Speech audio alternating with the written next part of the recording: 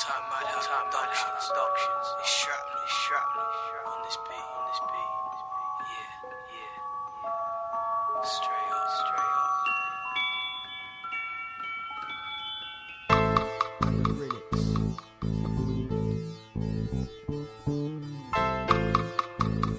That's my sister, and people, I'm not sure if they're relatives or not, I doubt they are.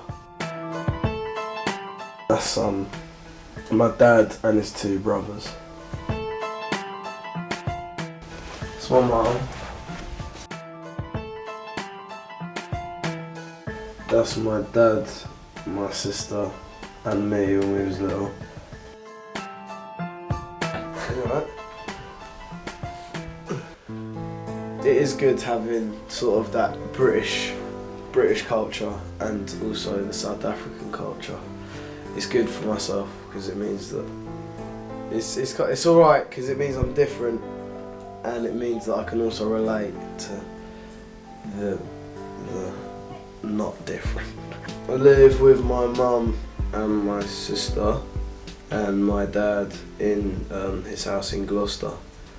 I go there we share weekends, so I stay with my mum one weekend and then I go with my dad the other weekend. How people see me is it's weird because you've got my friends and my family and blah blah blah. They see me. They see me how anyone that knows me sees me, I suppose. But then it's kind of annoying. I've had many experiences when maybe I've met a new person, and it also does happen with kind of mixed race kids to me also, but it tends to happen a lot with white people and adults as well as children. They expect kind of that I'm a troublesome person, or that I'm gonna go out and do something that I'm gonna go out and rob someone, or I'll be walking along the street and I see a group of white teenagers and they'll all move out the way of my path. Even if I move to the side to let them pass, they'll still kind of seem wary and seem kind of a bit seem difficult with being around me, just because they've never seen me before and I'm mixed race. And also you've got the other side with girls, like the whole black baby thing, which I don't know, they seem to think just because I'm black I'm going to act in a certain way which they want me to act, which is maybe I'm going to be a bad boy, or I'm going to do this or that or this or that, and it's I don't know. It's hard. I mean, I hate to say it, but sometimes it works in your advantage, but sometimes it's bad because sometimes I just want to keep to myself. Most of my friends, my day-to-day friends in Brighton are white. I mean, I have a lot of black friends, don't get me wrong, but the majority of my friends in Brighton are white. We'll be in situations when people will come up to me and start talking about me and my race and my skin colour and my culture or whatever, and we'll just laugh about it because they'll know none of it's true. Do you know what I mean? None of what these people are saying is true, and my white friends understand that. I mean, I don't even like to call them my white friends; they're just my friends. Do you know what I mean? They know that I'm Maurici, and yes, I'm conscious of who I am. I'd say in Brighton there isn't any really race awareness because I'd say part of it they're trying to cover it up. People don't know that Brighton has a problem with racism. I think it does. I think there have been incidents where I have been in trouble. I mean, there have been incidents where I've feared, sort of for myself. Do you know what I mean? There have been incidents where I've been really, really kind of worried about what's going to happen.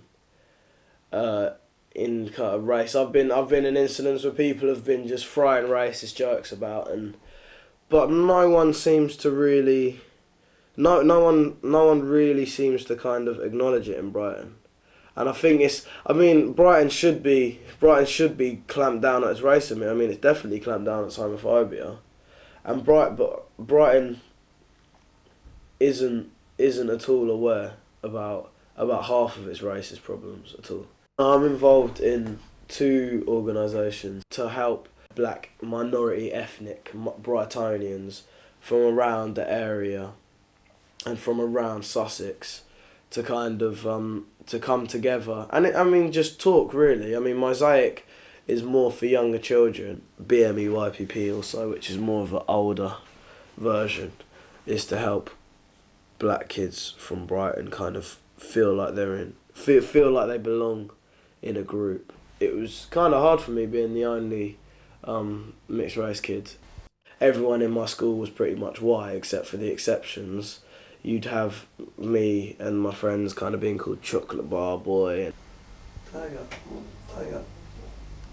If you feel good at something, none of that race stuff mattered.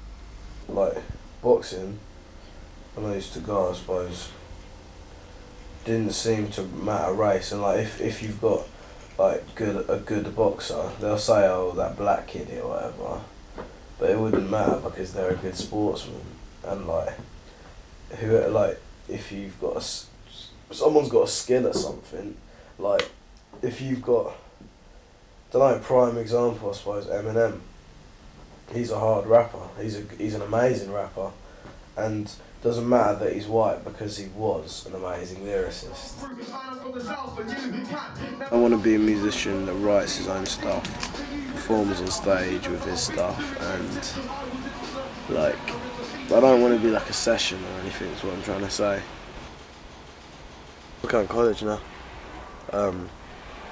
Northbrook College, to do music practice, which is going to be good because it's like playing piano and stuff, like helping me. Like, you've got tuition, you've got context, like you learn about the industry, and they give you core songs to play with, like the whole band. The band is your class pretty much. For me, you've got water there, you've got food there, then you've got life, then you've got family, then you've got friends, and then you've got music. So music is like, I wouldn't say music is my life, that's rubbish, because music isn't your life. But do you know what I mean? Like, music is probably my most enjoyable thing to do when I do it well. I don't want to be put into a category. I wanna learn my instrument. I don't wanna just play black music or whatever. I just want to learn all different types of music so it can help me and I can become very rich. Then without further ado, please raise the roof for Shrapnel! Hello.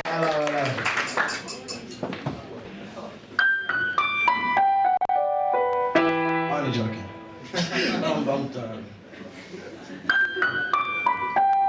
I'm an observer, always watching places I see. When you wake on the wall, what you're facing is me. I'm a government terror, I am the Big Ben. I write a full report on Iraq with this pen. In Africa they talk about darkness, corruption, but the real crooks, Houses of Parliament, London, Great Britain, saving all in need of help. Not Mandela, before he was released from jail. Where's favela in Brazil? The slums in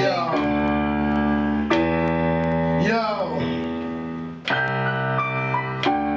these politicians need to sort their option right. It's costing lives. These guys do not provide. That's why people are lost in time. They cop back, pump, drop, and that's another dos that died. Usually from an ethnic minority. I'm sorry to say, a Glock shot another body today. They don't want to kill, they just have to grovel for pay. Get rich or die trying. That's what they will say.